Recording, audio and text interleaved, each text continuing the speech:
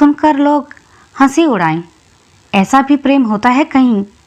यह मजाक जैसा ही तो है कि किसी प्लैंक कॉल करने वाले व्यक्ति के प्रेम में डूब जाना, बिना आवाज़ सुने, बिना बात किए, बिना देखे।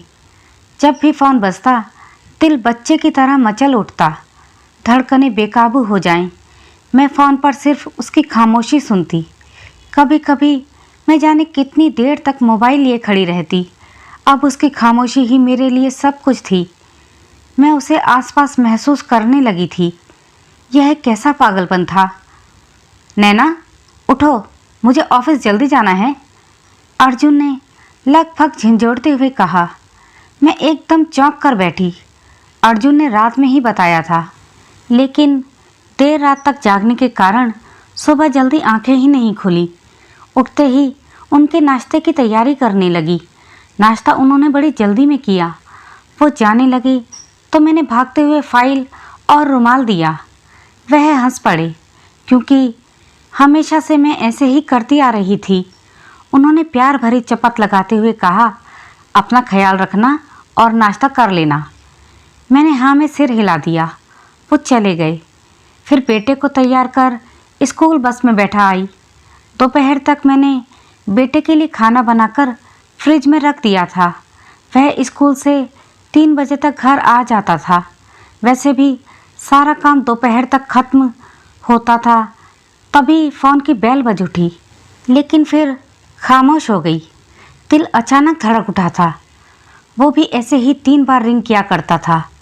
ऐसा नहीं है कि ये पहली बार हुआ था, बस इससे कई यादें जुड़ी थी जिसे मैंने अतीत के पन्नों में दबा दिया था।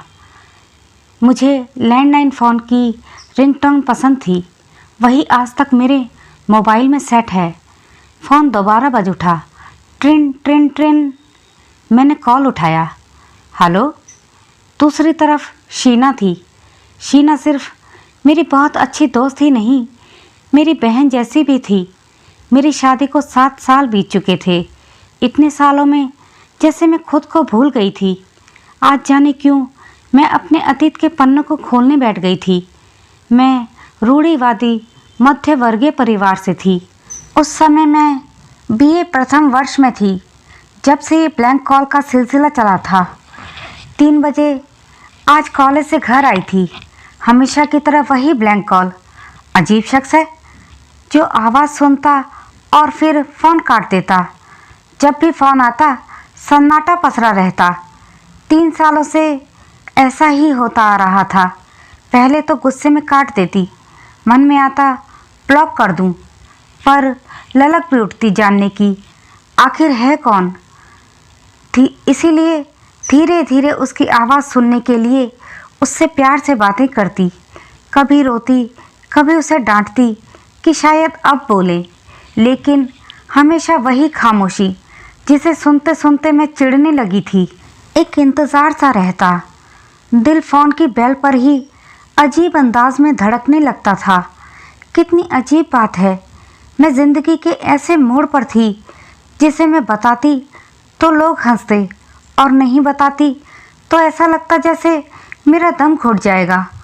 अपने इस एहसास को मैं किसी से बांट नहीं पा रही थी, वो भी ऐसे छलावे के लिए जिसे पाने के लिए जितना आगे बढ़ती लगता वो उतना ही मेरे हाथों से छूटता जा रहा है।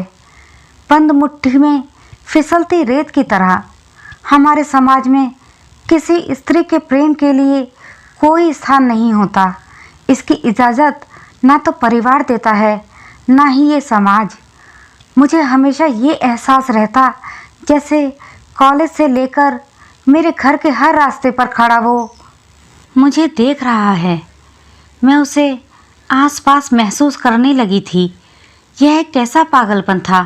मेरी हिचकियां सी बंध गईं। मैं जाने कब तक ऐसे ही रोती रहती कि शीना के कदमों की आहट ने मुझे चौंका दिया। जल्दी जल्दी मैंने आंखें धोईं और बाहर आकर शीना के साथ बात करते हुए कॉफ़ी पीने लगी। जाने वो इंसान कहाँ छिपा था। मेरी हंसी चंचलता जाने कहाँ गुम हो गई थी। उसकी आवाज़ सुनने का जुनून, उसे पाने की चाहत जाने कब मेरे दिल में जगह बना चुकी थी। इसका मुझे एहसास भी नहीं हुआ। मैंने धीरे धीरे अपने आप को संभाल लिया। अब मैं तृतीय वर्ष में पहुंच चुकी थी और फाइनल ईयर परीक्षा की तैयारियों में व्यस्त हो गई। फ़ोन अब भी आते, खामोशी भी ज्यों की त्यों थी। बस उस पर ध्यान देना मैंने कम कर दिया था। मैं अपने रूम में पढ़ाई कर रही थी, तभी फ़ोन की बेल बजकर खामोश हो गई। मैंने ध्यान नहीं दिया। फ़ोन की घंटी फिर बज उठी। ट्रिन ट्रिन ट्रिन। मैंने स्वयं को संयत करते हुए कॉल उठाया। Hello hello. कोई आवाज़ नहीं आई। मैंने झल्लाकर मोबाइल बेड पर पटक दिया और वहीं बैठकर रोने लगी। फ़ोन फिर बज उठा। ट्रिन ट्रिन ट्रिन। मैंने फ़ोन उठाकर रोते हुए कहा, क्यों इतना परेशान कर रहे हो? ऐसा लगता है जैसे मैं पागल हो जाऊंगी। कुछ बोलते क्यों नहीं? कुछ तुम, मैं मर जाऊंगी तुम्हारी खामोशी से। ज़्यादा रोने से मेरी आवाज़ नहीं निकल रही थी। तभी उसकी खामोशी टूटी, जैसे मैं दिन में सपना देख रही थी।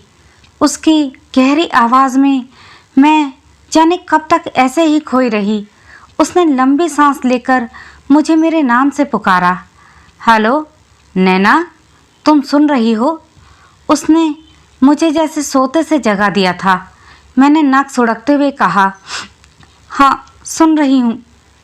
उसने कहना शुरू किया, तुम आज तक यही सोच रही होंगी कि मैं कौन बोल रहा हूँ। बस भर आए गले से इतना ही बोल पाई। हाँ, उसने कहा, मैं अभिनव रैना। अभिनव को मैं जानती थी। वो हमारे कॉलेज का बेस्ट स्टूडेंट था। उसकी और मेरी क्लास अलग थी, दोनों के सेक्शन अलग थे। हमेशा उसे कॉलेज कंपाउंड में गैलरी में लड़कों के बीच घिरे देखा था। वो मेरे ही कॉलेज का लड़का था। मैंने उस पर कभी ध्यान नहीं दिया था। वैसे मुझे हमेशा एहसास रहता जैसे मैं किसी की नज़रों में कैद हूँ। वो हमेशा मेरी क्लास टाइम पर खड़ा मुझे देखता रहता। सभी उसकी बहुत इज्जत करते थे। थोड़े से अंतराल के बाद वह फिर बोला, नैना तुम। मैंने बीच में ही नर्वस होकर बात काट कर कहा, घर में सब सो गए हैं। वो हंस पड़ा। जानता हूँ, मुझे उनसे नहीं तुमसे बात करनी है। हमारे बीच कभी बातचीत नहीं हुई थी। थोड़ा संकोच था मन में कि जाने क्या बात करना चाह रहा है। उसने आगे कहा, इस समय जाने तुम क्या सोचो मेरे बारे में। मैं ये भी नहीं जानता कि तुम मेरे बारे में क्या राय रखती हो, लेकिन मैं तुमसे बहुत प्यार करता हूँ। तुम सुन रही हो ना? क्या तुम भी मुझसे? खटाक से मैंने कॉल काट दिया। आगे मुझ में सुनने की हिम्मत नहीं थी। पूरा बदन थरथरा रहा था। सुनकर चक्कर से आने लगे। मैं घर में किसी का सामना करने से डर रही थी कि कहीं कोई मेरे चेहरे पर लिखे भाव ना पढ़ ले, कहीं मेरे हाव भाव से किसी को कोई शक ना हो जाए। एक चोर सा मन में घर कर गया था। पूरा दिन ऐसे ही गुजर गया। कोई पढ़ाई नहीं हो सकी।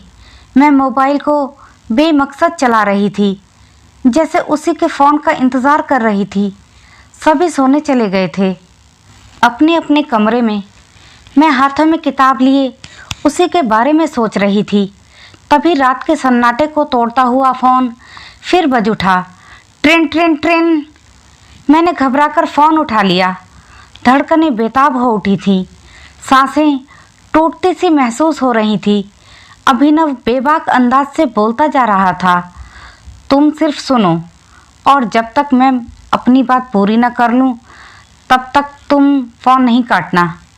तुम तो जानती हो, जब मैं 3 साल तक तुम्हारे लिए फ़ोन कर सकता हूँ तो तुम्हारे इंतज़ार में मर भी सकता हूँ। वह ज़ोर से हंस पड़ा। नैना, मैं जानता हूँ कि तुम भी मुझसे प्यार करती हो। ये मैं विश्वास से कह सकता हूँ। मैंने तुम्हें 3 साल देखा ही नहीं, जाना भी है। मेरी आवाज़ सुनने के लिए तुम्हारा फ़ोन पर कभी रोना, कभी प्यार से बातें करना, कभी नाराज़ होना। क्या मैं नहीं जानता कि तुम भी मेरे प्यार में कतरा कतरा डूब चुकी हो? कैसे इतनी आसानी से वो मेरे दिल की बातें कहता जा रहा था। आश्चर्य और खुशी से दिल की धड़कनों की रफ्तार ही बदल गई थी। मैं शर्म के मारे सिर्फ इतना ही बोल पाई, ऐसा नहीं है। तभी पापा की आवाज़ आई, कौन है नैना फ़ोन पर? मेरी सहेली है पापा। झूठ कितनी आसानी से बोल दिया था मैंने आज पापा से। वो फ़ोन पर ही हंस पड़ा। वो फिर बोला, वैसे मुझे पता है, फिर भी तुम्हारे इकरार का इंतज़ार है। मैं तुम्हारे मुंह से सुनना चाहता हूँ। कहो, कब तक तरसाने का इरादा है? लेकिन फिर परिवार की प्रतिष्ठा और समाज की बंदिशों का डर और अपनी उन सीमाओं के टूट जाने के डर से जिनसे मैं खुद को सुरक्षित महसूस करती थी, मैंने सिर्फ इतना ही कहा, नहीं, ये नहीं हो सकेगा। फिर ऐसे काम से क्या फ़ायदा? वो मानने को तैयार न था। उसने दुखी होकर कहा, क्या हर कोई प्यार फ़ायदा नुकसान सोचकर करता है? और फिर प्यार कोई काम नहीं है, ये तो पूजा है। मैं कल 5 बजे फ़ोन करूँगा, मुझे तुम्हारा जवाब चाहिए। फ़ोन बंद हो गया। मैं काफ़ी देर तक ऐसे ही खड़ी रही। दिल हाँ करता और दिमाग मानने को तैयार न था। अजीब कश्मकश थी। लग रहा था जैसे वो अब भी मेरे कानों में प्यार का इजहार कर रहा है। रात के 2 बज रहे थे। मैं अपनी किताब लिए ऐसे ही पड़ी रही। आँखों से नींद कोसों दूर थी। अब जबकि वो मुझे मिल गया था तो यह डर सताने लगा था कि जाने मेरा परिवार इसे स्वीकार करे या ना करे। मैं एक रूढ़िवादी परिवार से थी जहाँ एक लड़की के प्यार के लिए कोई जगह नहीं होती। सोचते सोचते जाने कब मैं गहरी नींद में सो गई। मैंने सुबह कॉलेज पहुँचते ही शीना से कहा, शीना, आज तुमसे कुछ ज़रूरी बातें करनी हैं। वह कैंटीन में कॉफ़ी का मग लेकर मेरे पास बैठ गई। मैं उधेड़-बुन में थी। कहाँ से बात शुरू करूँ, समझ में नहीं आ रहा था। वो मेरे नज़दीक आई तो मैं अपने आप को रोक नहीं सकी। रोते हुए मैं उसे सब कुछ बताती चली गई। उसने मेरी बातों में उसके लिए दीवानगी महसूस की थी। उसने ऊंच नीच समझाकर मुझे अपनी पढ़ाई पर ध्यान देने को कहा। आज उससे अपने दिल की बात कह काफ़ी सुकून महसूस कर रही थी।